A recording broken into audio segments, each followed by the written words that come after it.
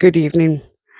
Sorry I've not posted a video. I mean, um, I'm not obviously I'm not I post my shorts, but I've not been obviously updating regularly the normal videos. It, it's just obviously life gets in the way, but it's like I do post. So as I always say, please come together, united rather than divided. Remember, it's us against the greedy government and some of these rich elites. So please wake up, guys. And I'm not talking just about here in the UK, I'm talking about every single country around the world. It's, because I love this world. I really do. I love every single person on this planet. It's just some people have been brainwashed into one way of thinking, and we'll hopefully one day they'll wake up and we'll all come together. What I'm going to speak about is the Rothschild family. Um, so obviously, don't know if you know them. Anyway, or you do know them. Obviously, they're today in with banking. And obviously, they've got other businesses as well. The Rothschild family is a wealthy and is a Jewish family, Jewish banking dynasty that originated in the 16th century Frankfurt. It rose to prominence in the 18th century when Meyer Amishkel Rothschild expanded his business, and his five sons established a banking empire across Europe. Today, the family's influence continues through the global finances. The services firm Rothschild and Co. That's Roth. I'm trying to remember the other. Anyway, it's funny. I was just looking at their name just about an hour ago, and I forgot. With ongoing business interest in finance, real estate, and other sectors, along with a legacy of philanthropy.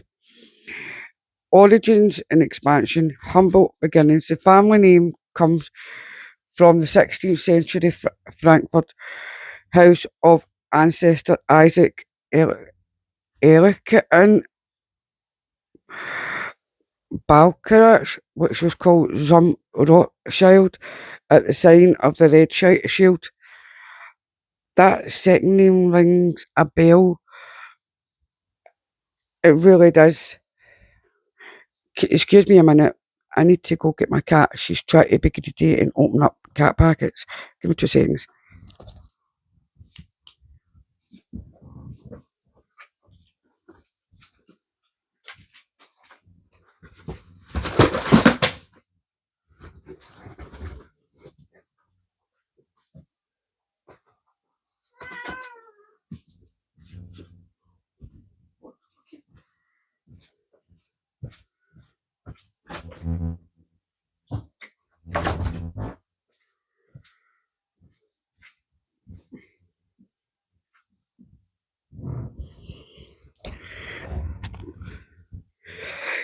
She's one of my oldest cats, but she's very small for her age, but she's extremely out of all the cats. She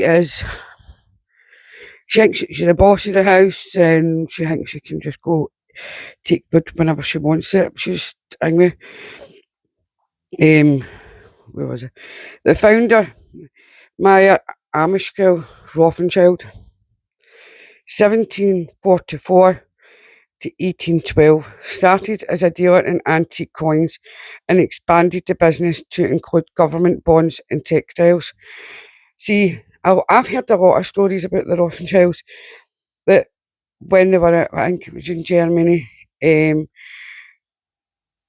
obviously the sons in business, and then they started kind of doing things and stealing, and we can do things like that. And it started leading down to the way they are now. So, because obviously their dad's I think a lot of them went against a lot of the religion, like the Jewish religion. Um, but they believe that when you're a Jewish family, you marry into another, you marry other Jewish people. And I mean, but some of them don't believe, some of them do. Um, the five Arrows, he drew his five sons into business, who went on to establish a multinational banking network in Frankfurt, London, Paris, Vienna, and Naples. This unity is symbolised by the family's coat of arms, which features a fist holding five arrows. Influences and achievements. I'm not going to say, I mean, obviously they've done very well, but obviously they've done very well by lying and scamming. And it's through the banking system that if you read into it properly, and as people if they've watched my channel, my family were Jewish, but they were from Lithuania, and obviously fled Lithuania during the First World War, but they didn't continue on that Jewish part because obviously during the times they had to hide who they were and change everything. But it's like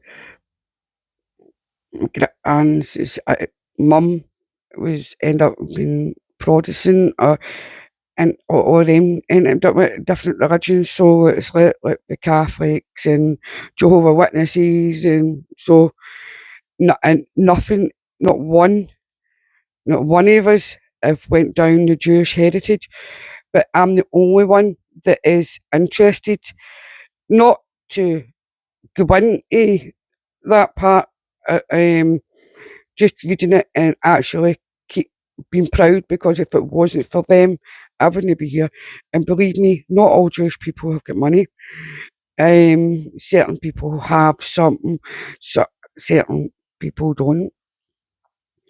Banking dynasty. The family became one of the wealthiest and most powerful in the 19th century, serving as financiers to monarchs and governments. See, they rule. No matter what you think, they do rule the monarchs, the governments. So they tell them what they can and can't do. It's like back in the times, it was like gangsters, monsters, and they get their hand in everything. And it's not that you think these gangsters, monsters became your governmentals. And it's still, all that stuff still goes on today. That's why, as people, we need to stand up against this. Because against rich elites like this who are trying to control us with digital ID and things like that. Because remember, they're part of these Rothschilds are part of the WEF as well. Pioneering finance. They pioneered across border finance by creating an international network for issuing loans and government bonds. They financed major infrastructure projects like railways, mines, and the Suez Canal, and played key roles in financing governments during conflicts like the Napoleonic Wars. They definitely had a hand in a lot of things. So they did a lot of things because they forced their way into things, and they tell, it's still the day, they still tell our government what to do. I mean, I remember reading something about one of these Rothschilds, and it was to do with somebody else, and suddenly that person disappeared because he knew far too much about this family. They're not a nice family. Not all Jewish people are like this family, believe me. They're not, okay? For amphithy and culture, the family built magnificent estates and created extensive art collections, and they have a long history of philanthropy supporting education, Jewish welfare, and other causes. They did establish the education, which is indoctrination, what we're getting today, but it's even worse now. Their modern legacy, global firm. Today, the family's influence is primarily through Rothschild and Co., a global financial service group. The families maintain business interests in areas such as real estate, mining, energy, and winemaking. Enduring symbols, the five arrows representing unity continue to be an enduring symbol of the family name. The conspiracy theories. The Rothschild family has been a target of anti-Semitic conspiracy theory over a century, which falsely accused them of secretly controlling the economy and manipulating world events. Those unfounded theories are rooted in anti-Semitic tropes about Jewish people and money lending, which the Rothschild's success has also been misattributed to. See, I'm sorry, but for some reason my camera is went wonky. But believe me, those conspiracy theories, a lot of it is actually true about the family. Believe me, it is so true. But people think it's English. As I say, the Rothschild family is a wealthy and it's a Jewish noble banking family from Frankfurt, and I think that's in Germany. The family's documented history starts obviously in the 16th century. Frankfurt, its name is derived from the family house Rothschild, built by Isaac Ehrlich in Balkrach in the Frankfurt in 1567. The family rose to prominence with obviously Meyer Rothschild, 1944 1812, a court factor to the German Landgraves of Henniskals in the Free City of Frankfurt. Holy Roman Empire, who established his banking business in the 1760s. Unlike most previous court factors, Rothschild managed to bequeath, oh God's sake, back to that. Accidentally pressed on something else.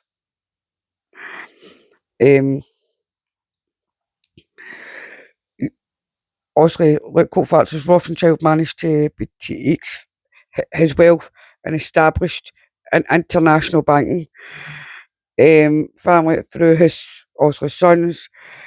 It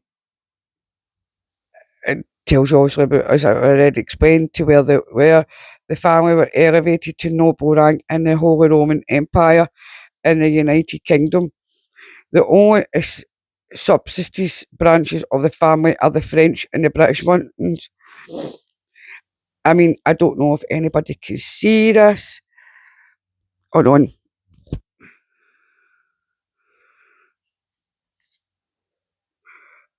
That's if you get, I mean, it's very hard to see the arms. It's obviously it's the coat of arms granted to the Barons Rothschild in 1822 by Emperor Francis of Austria. Oh,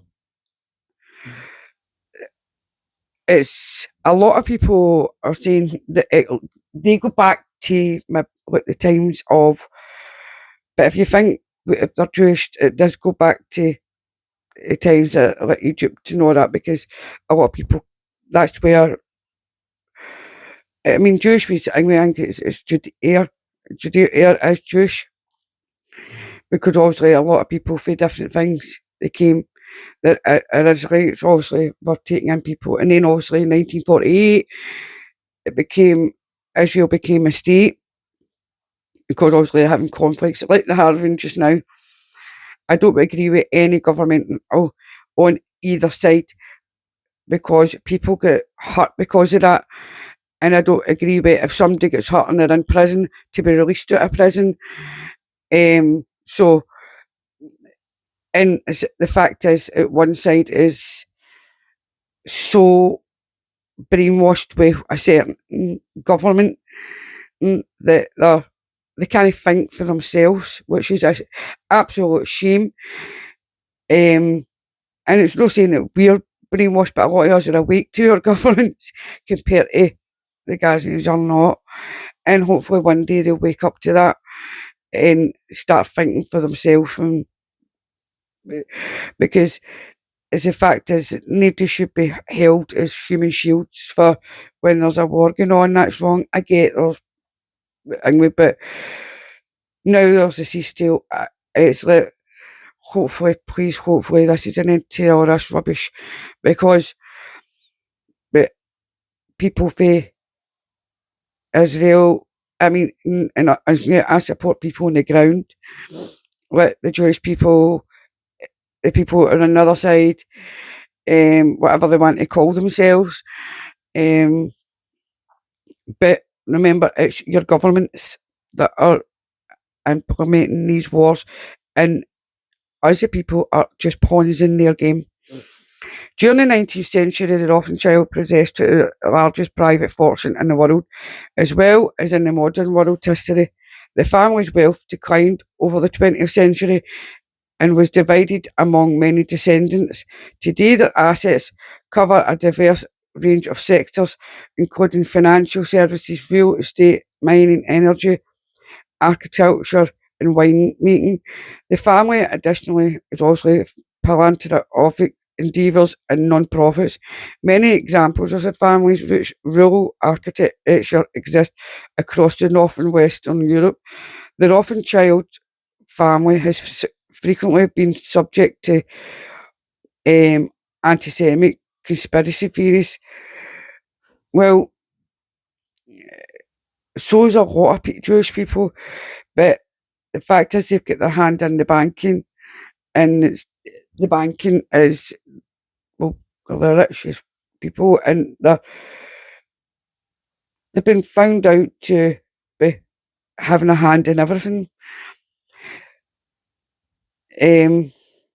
Also, let's get a picture of Maya Rothschild. Why is it a lot of the Jewish people look blinking very similar? The first member of the family who was known to use the name Rothschild was Isaac Eliakim Rothschild, born in 1577. The name is derived from the German Zum Rothschild, with the old spelling, obviously, meaning at the red shield. So obviously they've changed their second name from, or the person changed their second name to what it is now. But obviously it was what I've just said. It was also different now, but now they're known as the Rothschilds. But they come for, their name was also, their second name was different. Well, the family lived for many generations. In those days, houses were designated not by numbers, but by signs displaying different symbols or colours.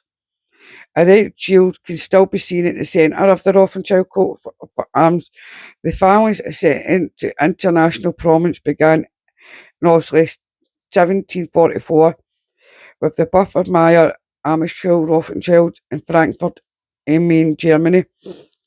He was the son of Amischel Moses Rothschild, born circa 1710, a money changer who had traded with the Prince of Hesse, born in the Judengasse, the ghetto of Frankfurt. Meyer developed a finance house and spread his empire by installing each of his 5 sons in the 5 main European financial centres to conduct business. I mean, he sent them out to learn business, learn about this, that, and the other thing, so that, obviously, I mean, as you go when you grow up, it's like, I'll go learn this, that, and the other thing. But they became greedy, and they became controlling, which they are now. The Rothschild coat of arms contains a clenched fist with 5 arrows, symbolising by the 5 dynasties established by the five sons of Maya Rothschild in a reference to Palm 127. Like arrows in the hands of a warrior, so are the children of the one's youth. The family motto appears below the shield. Um, obviously, I mean, you could obviously look this up. I mean, it shows you, well, it's an old picture. The house of the Rothschild family in the palace of Baron Albert von Rothschild, and that was in 1884. Don't know if they still have that, or um, Paul Johnson writes, the Rothschilds are exclusive. There is no book about them that is both revealing and accurate. A library of nonsense have been written about them. A woman who planned to write a book entitled Lies About the Rothschilds abandoned it, saying it was relatively easy to spot the lies, but proved impossible to find out the truth. Johnson writes that, unlike the court factors of earlier centuries, who had financed and managed European noble houses but often lost their wealth through violence or expropriation, the new kind of international banking created by the Rothschilds was, I remember one of the boys, the Rothschild, and obviously suddenly his friend went missing. He was obviously gay, and it's like any times, obviously, to hide who you're gay, and I think obviously he spout out that he was, and end up disappearing. I mean, I don't know, but it's just, I have, as I say, I've got loads of books, and this one speaks about the Rothschilds, and it shows you all the people's faces and things. It's actually quite interesting. I need to find the book and actually show you it. The new kind of international bank created by the Rothschilds was previous to local attacks. Their assets were held in financial instruments circulating through the world as stocks, bonds, and debts. Changes made by the Rothschilds allowed them to insulate their property from local violence. Hence, what for their real wealth was beyond the reach of the mob, almost beyond the reach of greedy monarchs. Johnson argued that their fortune was generated to the greatest extent by Nathan Mayer Rothschild in London. However, more recent research by Neil or Niall, whatever way you want, I think it's Niall Ferguson, indicates that greater and equal profits are also realised by the other Rothschild dynasties, including James Mayer de Rothschild in Paris, Carol Mayer Van Rothschild in Naples, and Amschel Mayer Rothschild in Frankfurt. Um, Another essential part of Myers Rothschild's strategy for success was to keep control of their banks in family hands, allowing them to maintain full secrecy about the seas of their fortune. In about 1906, the Jewish Encyclopedia noted the practice initiated by the Rothschild is of having several brothers of a firm establish branches in the different financial centres was allowed it was followed by other Jewish financiers like the Bishkenforth schemes. I'll try and read these names up. How can I not have normal names? Pierre's is Sale Gigmans and Lanzard. Sorry, I really have butchered their names. But I've tried, and others in these financiers, by their integrity and their financial skill, obtain credit none alone with their Jewish confreres, but with the banking fidelity in general. It means like my grand's mum's brother, um, his second name was Crazy and All. So um, it was like Bookard,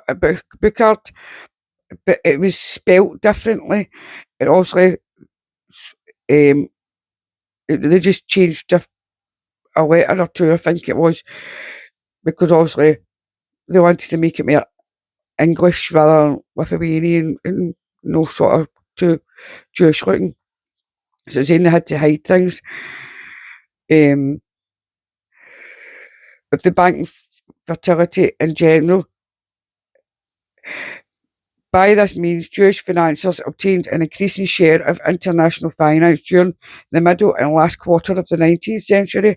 The head of the whole group was the Rothschild family. Also says of more recent years, non-Jewish financiers have learned the same cosmopolitan method, and on the whole, the control is now rather less than more in Jewish hands than formerly. Meyer Rothschild successfully kept the fortune in the family with carefully arranged marriages, often between first or second cousins, similar to royal intermarriage. As I was saying at the beginning, they made sure that they kept it in the family. I mean, literally in the family. I mean, if you ask like the Mormons, they marry quite a few people. Um, in in Islam, they marry their first cousins, which I don't agree with at all. I believe that you marry one person and you stay married to that person. If you don't, then and you don't have, and you don't marry your cousin, and it just causes problems. By the late 19th century, however, almost all the Rothschilds had started to marry outside the family, usually in the aristocracy or other financial dynasties.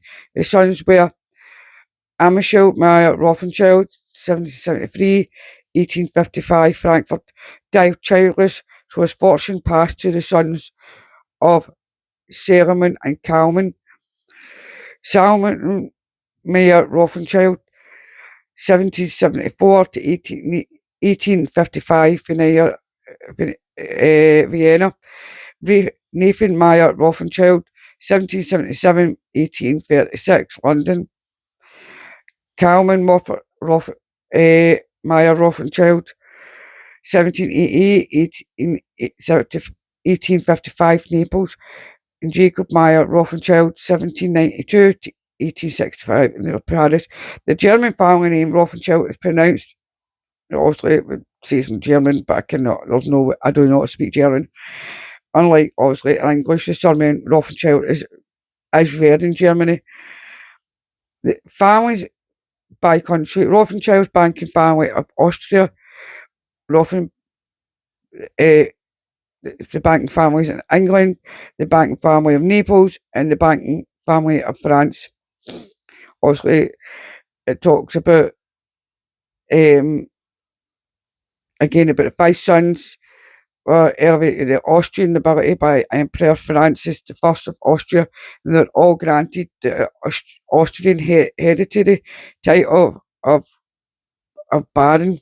On the 29th of September 1822, the British branch of the family was elevated by Queen Victoria, who granted the hereditary title of Baronet 1844, and later the hereditary peerage title of the Baron Rothschild 1885. See, it's talked about, obviously, even with the monarchs, some of the family are related to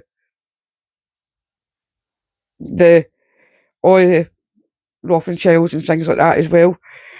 What I'll do is I'll leave it there, and because there is a lot to unlearn, because as a family it's went back uh, far back. Um, I mean, it's like I also know about my family. It came here, and my granny, as we called her, Ma. Um, my great granny, she was born in 1915. In Scotland. So obviously they came before, and obviously there's quite a few. I know there's also quite a few of them, but um, so but I mean, because I'd also like, but my uncle, he does a family tree obviously my grandson's getting that is added now to that family tree, and my new grandson, that my daughter's pregnant with a second, so our family's growing. Um, but as I said, I'll leave it there at the moment, and I will go back to this because there's a lot, and it's nice to learn about things that maybe you don't understand. Yeah, Jewish people very get it in the neck, but a lot, um, and maybe is it today because of these people? I don't know. I really don't know. I mean, it's went far back to Stalin as well. There's obviously something there, which I'd like to find out why it's like it's always been why has it always been a certain like either it's like just Jewish people that get attacked, or I mean it's like come on, it needs to stop all the hate. I mean, this is your government, as I said, this is up to do with it up above, telling the people on the ground, they're sending people into war, and is it worth it? Just get on with each other. We're all equal. It's, do you know what I mean? I don't know. See, right. Sending love and light, and good night.